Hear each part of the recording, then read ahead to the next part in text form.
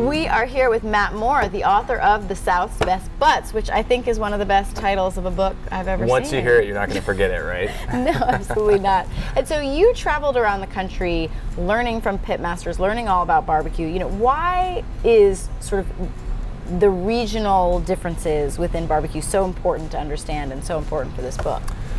You know, people's preferences vary by the first time that they've ever had barbecue. So if your experience or introduction to barbecue was a sweet molasses-based sauce, historically what I find is that people are going to prefer that style of barbecue for the rest of their lives, right? Eastern North Carolina, very vinegar-based. If you prefer that style, or if that's what your first introduction was to barbecue, and you go to a Cincinnati, like where they're serving it slathered in ketchup and molasses, you're not going to call it barbecue. So I think it's, you know, it's regional, and people's preferences really vary based on what they grew up with. Right, and I mean, I think we have this word barbecue that encompasses quite a lot of things. I mean, what makes something sort of the overall barbecue, and then how does it break down? It's a snobby concept, right? I think it's used in a lot of wrong ways. I'll throw my wife under the bus here, right? Oh, great! I love it. So she is from Milwaukee, Wisconsin, and she would always tell me, like, hey, you know, when we visit her family, we're going to throw a barbecue. The first time I went, I mean, it was amazing. There was Miller Lite, there was bratwurst, there was cheese, you know, pork chops, but it wasn't a barbecue. That was grilling out, right? I think what most people would say is barbecue. You trace it back to barbacoa. You're basically taking large chunks of meat and roasting it over open coals with a very slow indirect heating method. So for me, as a Southerner, you know, there's a lot of debate surrounding it, but I think it's got to follow some of those rules. And the idea is that over time, you know, the meats will give off moisture that will slowly drip on the coals to provide more smoke flavor. So if you're grilling a hamburger or hot dog, call it grilling out, don't call it barbecue. But I mean, that's such a huge category of just like put a big piece of meat. And so, I mean, how do you break down the differences? You know, for someone who says like, okay, I don't know anything about these differences, kind of what are the basics to the uninformed? So there are 12 states that make up the barbecue belt, and that's pretty commonly agreed upon. So right, as nothing far, is totally agreed yeah, upon. nothing We're is talking about I mean, barbecue. You've got California barbecue, which is not part of the barbecue belt, but you start as far west as Texas, and you make your way east to the North Carolinas, and most people skip Florida. There's great barbecue in Florida, but it's not considered part of the barbecue belt. Texas and Oklahoma is known for very heavy beef regions with barbecue. If you make your way through Memphis and through St. Louis and Kansas and Missouri, that whole area, you'll find, like I mentioned, a little bit sweeter sauces. They've got more of a rib focus to their barbecue.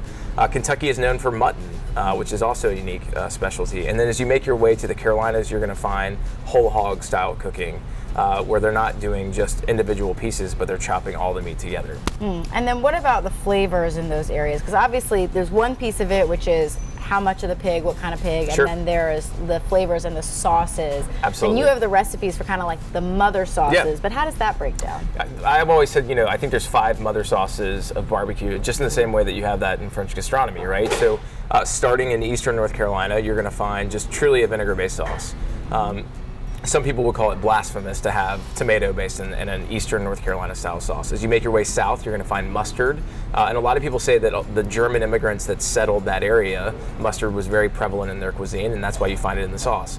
Northern Alabama, you're going to find a white sauce, which is mayo-based. Up in Kentucky, you'll find a black sauce that is Worcestershire-based. And then it's commonly agreed upon that Memphis is kind of the starting place where you find tomato, where you find sugar or molasses to help sweeten that sauces. So there are a lot of regional varieties. I think one of the hard things, you know, we are at Blue Smoke in New York, you know, which has become kind of a mecca for barbecue, but it doesn't have a traditional barbecue culture. Barbecue is now all over the country.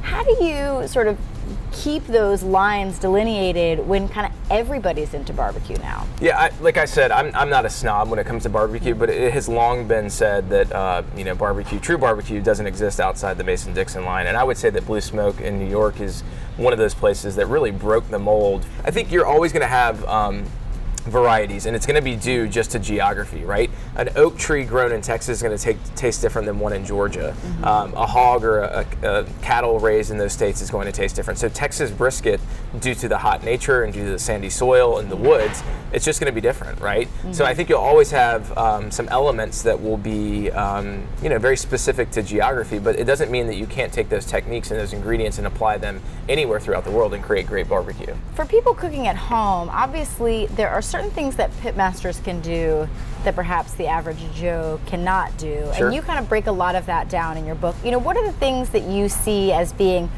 sort of the easier ways for people to have barbecue at home? Because there's a big difference between going to a barbecue joint and cooking barbecue at home. The most important lesson that any pitmaster taught me during the travels was also the most simplistic, and it's that cooking is a math problem. Time and temperature equal results. So I don't care if you have a $50 grill that you pick up at Walmart or you have a $3,000 Big Green Egg. If you can manage temperature over a set period of time, you're going to get great results.